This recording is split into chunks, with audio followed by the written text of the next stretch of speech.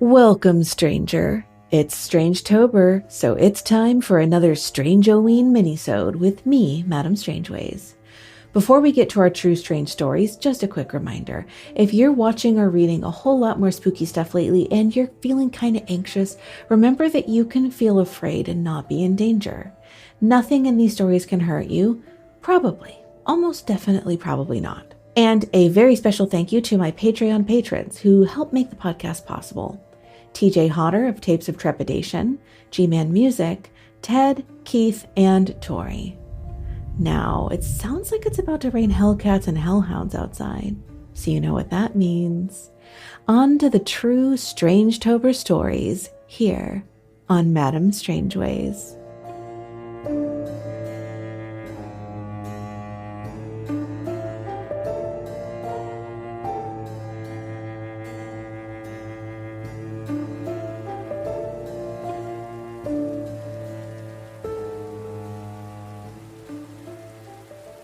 I Work in a Haunted Prison by Rumbleskunk.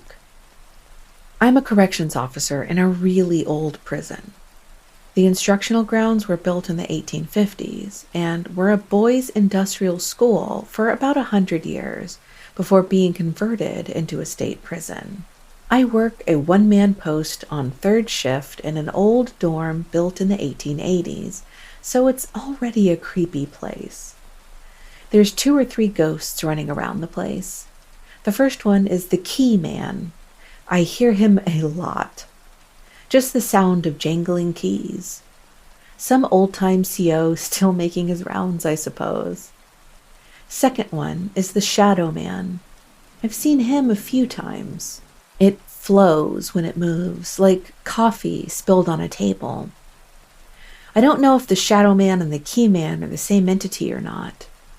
The third one is the boy.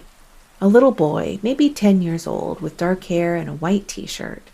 He's always on or near the stairs and moves real quick, like seeing a mouse scurry away out of the corner of your eye. I've never felt threatened by any of them. I just felt like sharing my nightly experiences with y'all and see if any of you have had similar experiences.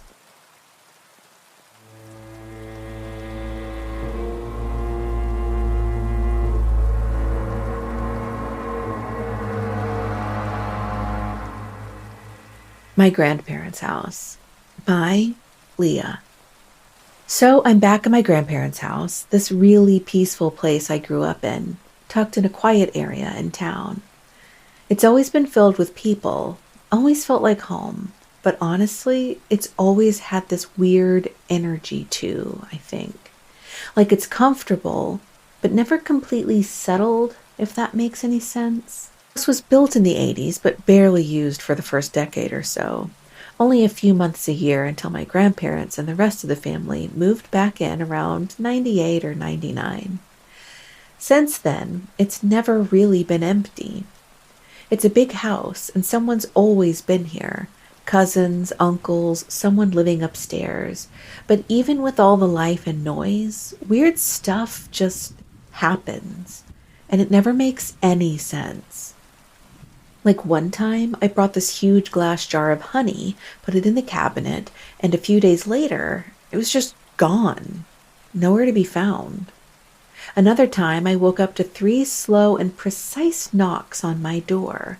Then the heavy wooden door creaked open by itself, and you guessed it. No one there. Same thing happened again, same pattern on the door leading upstairs to my uncle's apartment, which literally never gets used at all, as there's another door that my uncles and their kids use to get to the upper floors. And there's this one apartment upstairs that really has a vibe, if that's a correct word to use in this case. We used to live in it for a bit, only during summers, before my uncle took it over. It's small, just a hallway with rooms branching off, but I used to have the strangest dreams there. And it is actually a horrible place, in my opinion. I always saw this young teenage girl in my dreams sitting on the kitchen table, in the rooms, or just standing in the hallway. It was never comfortable. Unlike the rest of the house and floors, I used to dread sleeping there. Then there was the summer of 2022. Only a few of us were staying in the house, and we'd hear what sounded like footsteps around the yard. Not animals, actual human footsteps, crunching through soil and leaves. The house is surrounded by trees and open space, so sound travels, but this was different.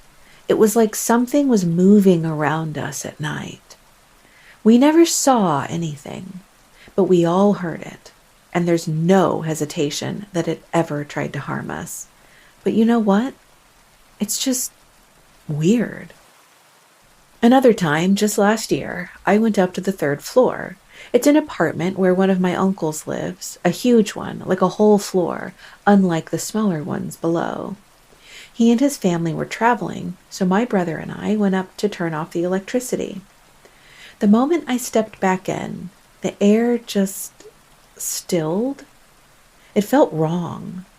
I shut off the power as fast as I could and went back downstairs.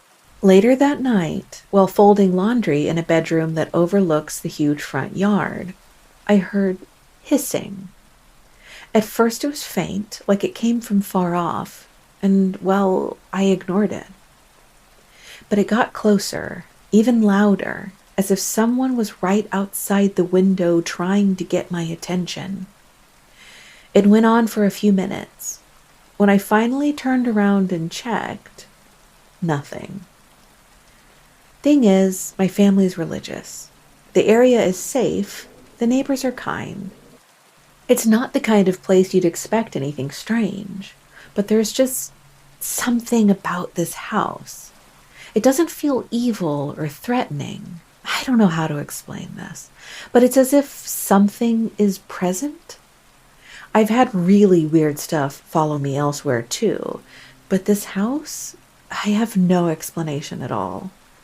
I'm staying over for a month, and well, I don't like the fact that I don't understand what's happening at all.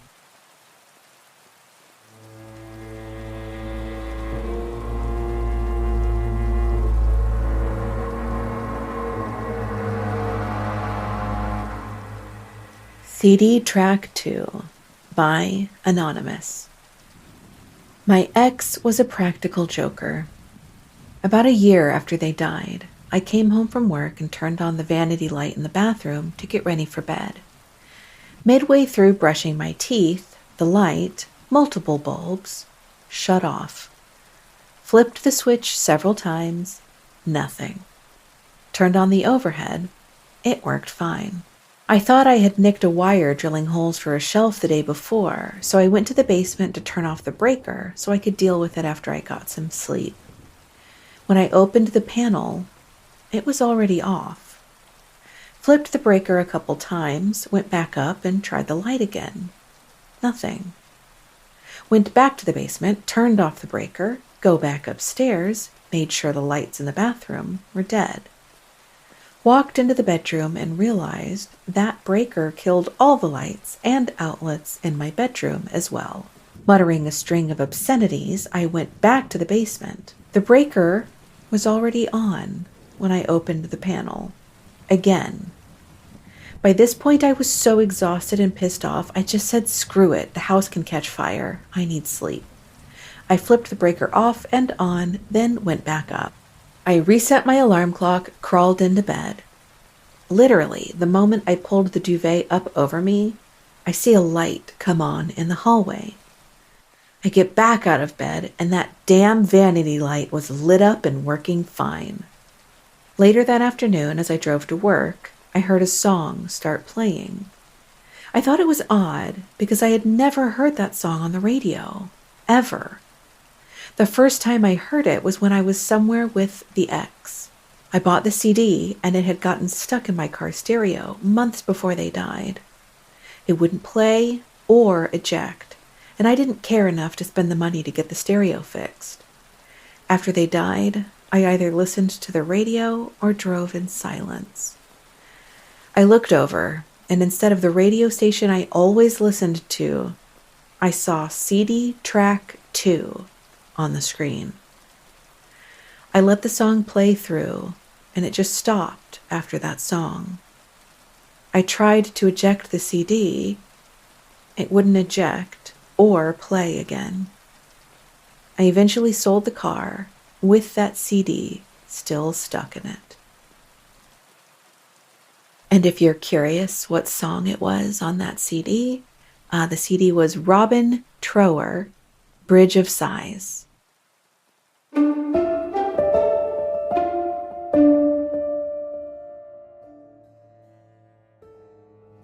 Thank you for joining me for more true, strange stories of the unexplained. Remember that you can feel afraid and not be in danger. You're safe here with me. Probably. Please follow the podcast, leave a rating on Spotify or Apple, or tell your friends and foes about the show. It would mean the world to me. The underworld, obviously. I mean, come on, was that not clear? Madame Strangeways is produced and narrated by me, Madame Strangeways. Theme music is by Marina Ryan at marinamakes.co. Cover art is by Andrea Giselle Roldan at Cult of Teddy on Instagram. You can submit your own true strange story at madamestrangeways.com or email it to madamestrangeways@gmail.com. See you soon, she said ominously.